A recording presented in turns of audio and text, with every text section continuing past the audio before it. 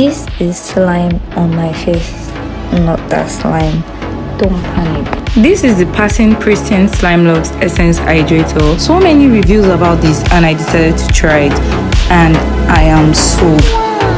The packaging is also cute and it contains hyaluronic acid, niacinamide and snail meal. First thing I had to check was the consistency, and guys, look at this. This is literally transparent and I tried to try it and this was super amazing. It's super gentle on the skin. It is not sticky, blends in so easily and leaves such a glowy finish that I love. I mean, glass skin, is this you? This glow can literally make people go blind. Just kidding. Will you be trying this? Let me know. Bye besties.